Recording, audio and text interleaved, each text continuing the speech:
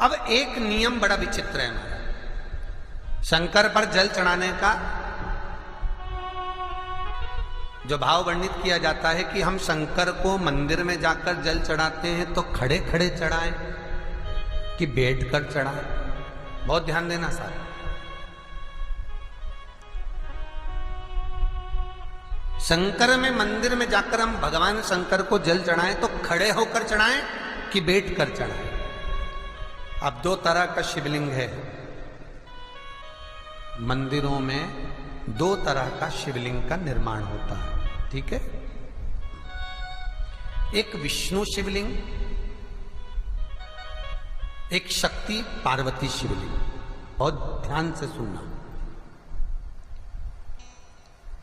दो तरह का शिवलिंग मंदिरों में होता है, दो तरह का शिवलिंग मंदिरों में होता है, समझ लेना बहुत अच्छी तरह से। एक शिवलिंग वो होता है जो जमीन पर डायरेक्ट जलाधारी रहती है, शिवलिंग रहता है, ऐसी जलाधारी पूरी की पूरी, और शिवलिंग जमीन पर रखा रहता है, भूमि पर रखा रहता है, डायरेक्ट जमीन पर।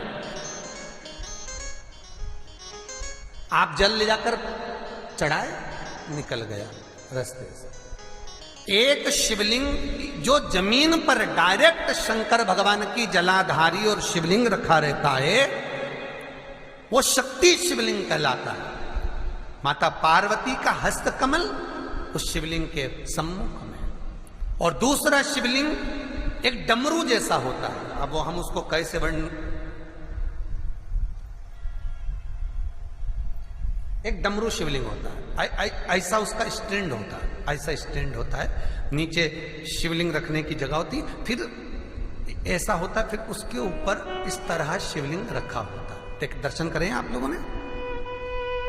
अब फिर इसके ऊपर शंकर भगवान का शिवलिंग रखा होता है, ठीक है। इस तरह का जो शिवलिंग होता है, एक डायरेक्ट नीचे रखा हुआ शिवलिंग और एक भगवान जो नीचे डमरू जैसी आकृति होती है, इस पे जो डमरू जैसा जो भाग बना होता है, ये भगवान विष्णु का हस्तकमल है, और ऊपर का जो भाग है वो भगवान ब्रह्मा का हस्तकमल है। इसको विष्णु शिवलिंग कहते हैं।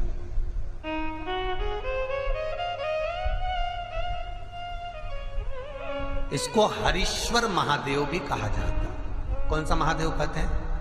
हरि सर्वेश्वर महादेव।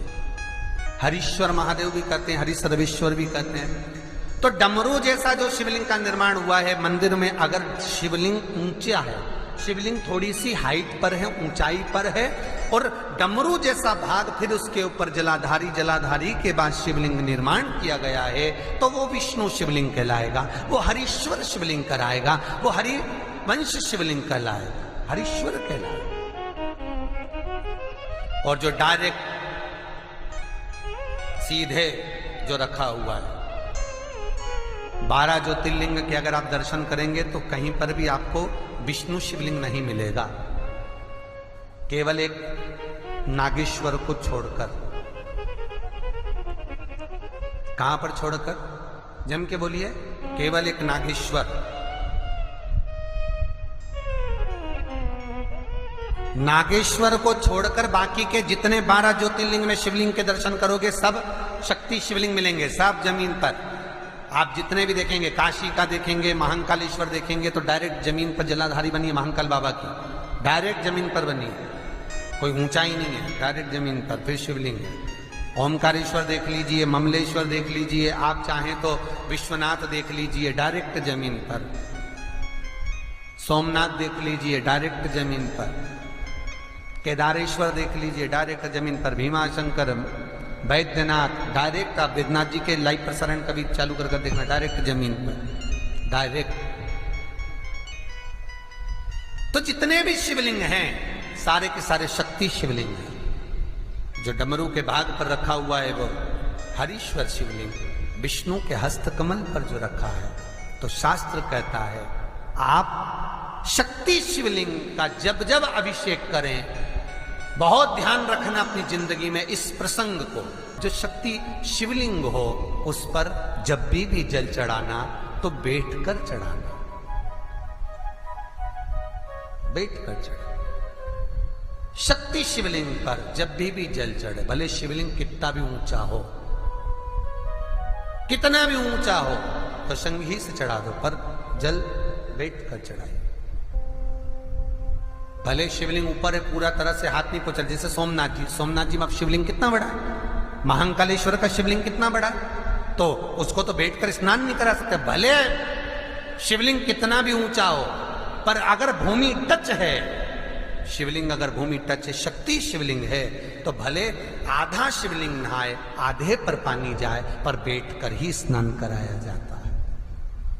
और महाराज यदि हरीश्वर शिवलिंग है, अर्थात भगवान विष्णु के हस्त कमल पर, ब्रह्मा के हस्त कमल पर यदि शिवलिंग है, तो वो शिवलिंग का जब भी स्नान कराएंगे, अभिषेक कराएंगे, पूजन कराएंगे, तो खड़े होकर ही करना है।